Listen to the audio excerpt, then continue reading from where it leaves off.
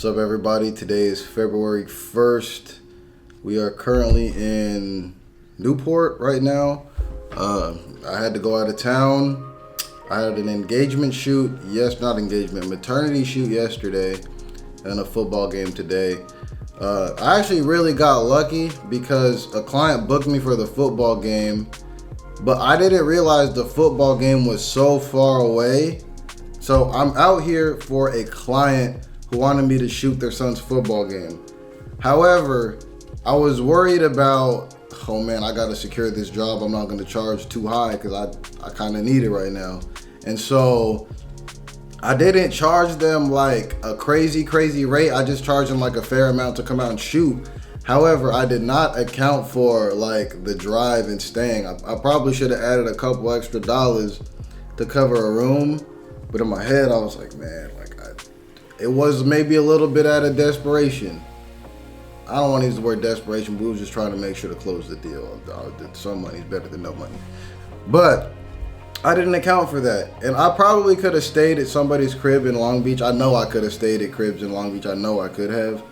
But I happen to have a family member who is having a baby, and they just happen to have, it's literally a once in a lifetime thing, or at least a one and done thing for right now. They just happen to have that shoot the same weekend in the same city as my client's game. And so I was like, hey, sometimes God works in mysterious ways, but he always make it work out. And so that's where we are right now. A lot of things been happening.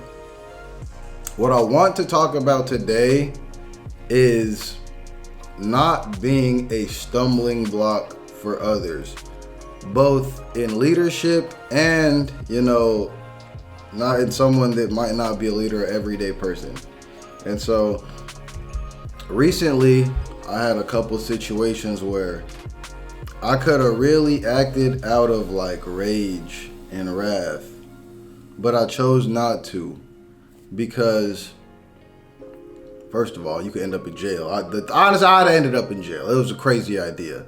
But the main thing is you have to figure out what your stumbling blocks are and what causes you to stumble on those things. Like, what causes you to stumble? And then, are you being a stumbling block for other people? For example, if you have a boss who's taking advantage of an employee that needs money, you are being a stumbling block to that person, because the fact that they need money or the fact that they need something, you're going to take advantage of that and try to leverage over on it. And it's just not, it's kind of fucked up, you know what I'm saying? Another thing is you could bring out the bad habits in someone, or someone could bring out the bad habits in you. It doesn't always have to be money. It could be in a friendship, a relationship. It could just be an interpersonal thing. But anything where someone is causing you to falter, or say you're like a recovering addict or something. If you're hanging around other people doing drugs and shit, you're probably not gonna have a good time recovering. But if you're around people that don't do drugs, then you'll probably be good. That's a very extreme example, but it's the most clear thing.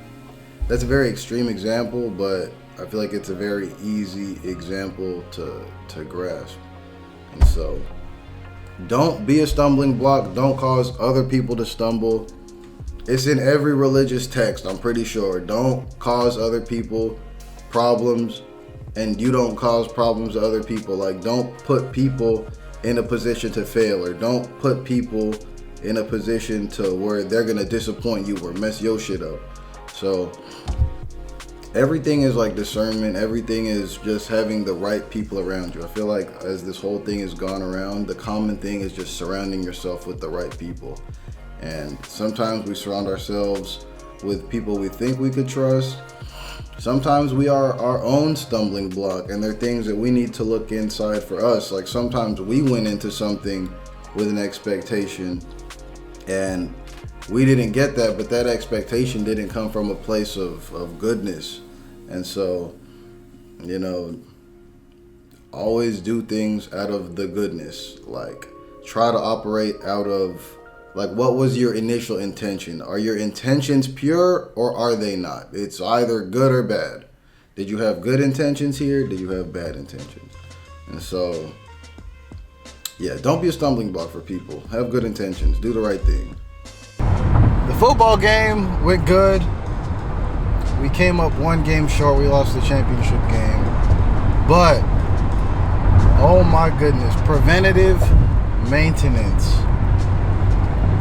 We had a little bit of good preventative maintenance and a little bit of bad preventative maintenance. I was prepared for a disaster, and we only had a slight setback rather than full catastrophe. So, a few months ago, when pulling up to a job, I gave my tire a side pimple. So I came up on the curb way too sharp. I boom, hit the curb. My car kind of big, so the visibility is bad. And so there's been a side pimple on the side of my tire for at least a month and a half. I should have got it fixed, but I didn't. And now it blew out in between San Diego and Bakersfield. It blew out in Pasadena on a Sunday. There was only one tire shop open. We made it just in time. Shout out to Kobe, the AAA guy. My AAA wasn't supposed to get there for an hour. He got there in 2 minutes. He just happened to be in the neighborhood. You talk about praise God. I could have got really mad about this situation. But the only one I could be mad at is myself. Just like most situations. Damn near every situation. So if I would have just got it fixed sooner, I probably would have saved myself $75 to $100. But we was rolling, so I wasn't even thinking about it. And then boom, right at the worst time in the worst place, it went out. But because we had AAA, we were able to avoid catastrophe. Shout out AAA. I'm gonna literally do that whole spiel back again, but instead of using artist, I'm gonna just replace the word artist with David. The reason David tends to take L's, not that he's not getting W's, is because it's the lack of communication. It's literally the lack of communication. David thought that if you have the best work and you have the best artistry, David's an artist. David's an artist. And as an artist, David values uniqueness, perfection, like perfection. We'll just put it like that, perfection.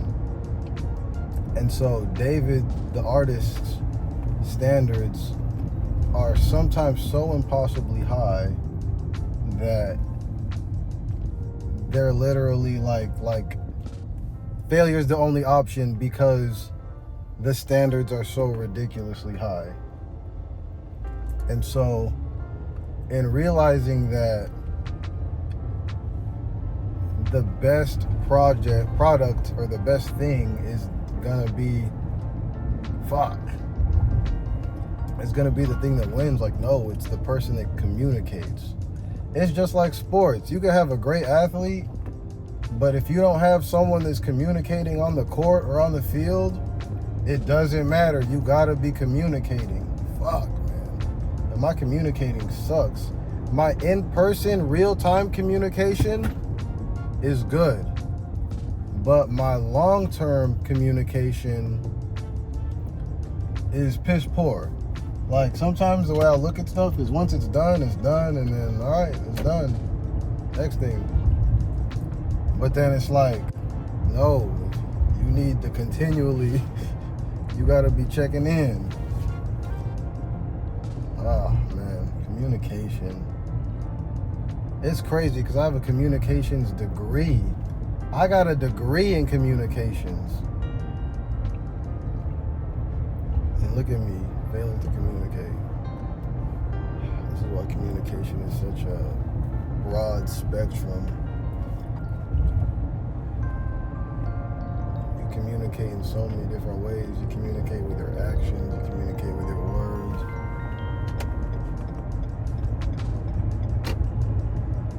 You communicate with everything you do, communicate something. It's a tell.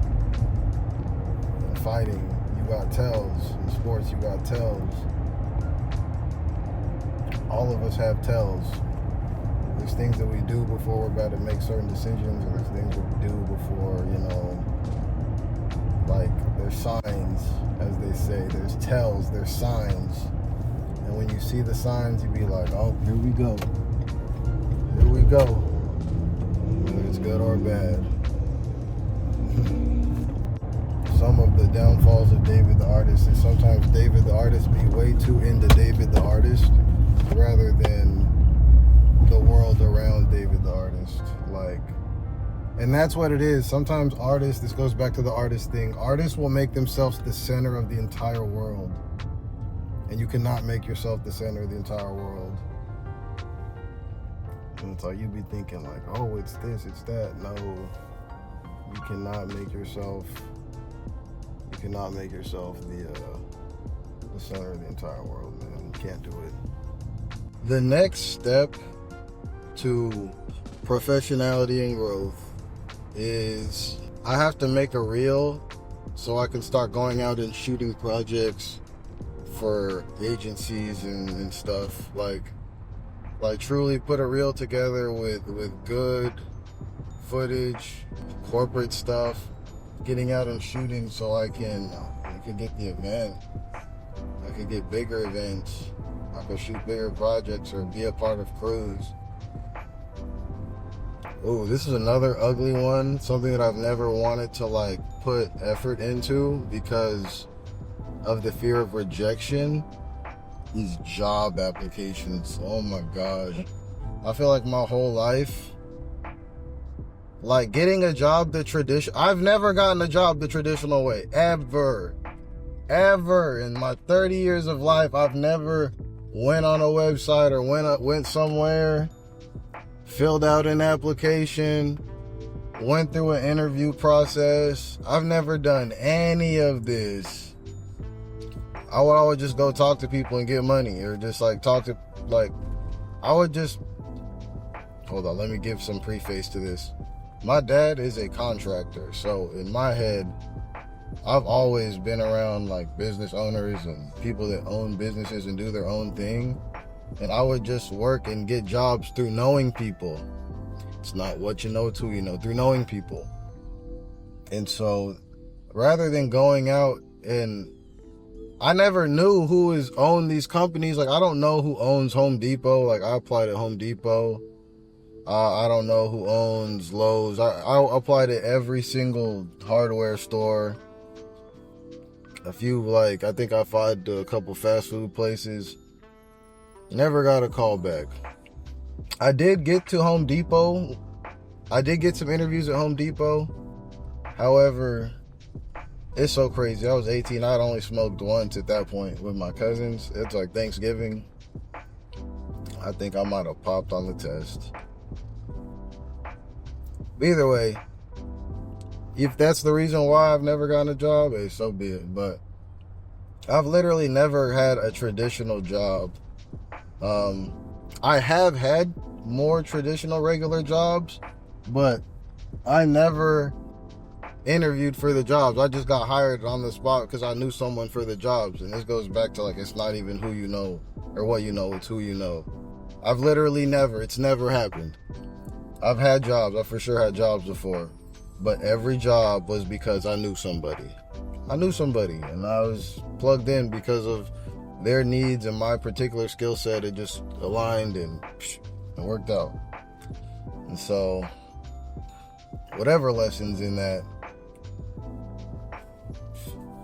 it's not what you know, it's who you know. So, back to the last point I was making about making a reel to get on bigger projects or maybe get on crews. It's up to just continuing to meet people. If you don't meet people, if you never meet them, you're done. One of the biggest jobs I do is a It's like a corporate nonprofit job, and I've done it twice. Hopefully we get the opportunity to do it again. I'm praying. And so I was thinking, if I didn't know the person I knew, how would I go about reaching out and getting this job? The answer to that question would be, you don't reach out to the CEO or the whatever. They don't got time. So I just thought about it. I talked to the boss, but he's not the one that actually does the hiring and does all the stuff. He's just the boss. He makes the, okay, whoever does the hiring says okay to it, but he didn't do any of the vetting. And so you don't reach out to the CEO or you have to reach out to I don't know what the positions are, but there's an underling, and an underling it's not the most respectful word or whatever, but there's an underling, there's a minion, there's someone underneath, there's a henchman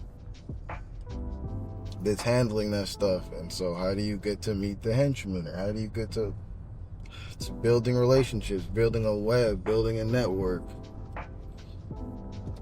and maintaining and staying tapped in with that network? I am it's so network, because I'm like, man, I always like to say, what if I had the Professor exit? All of a sudden I woke up tomorrow, I was Professor X. No hands, no legs, only mind.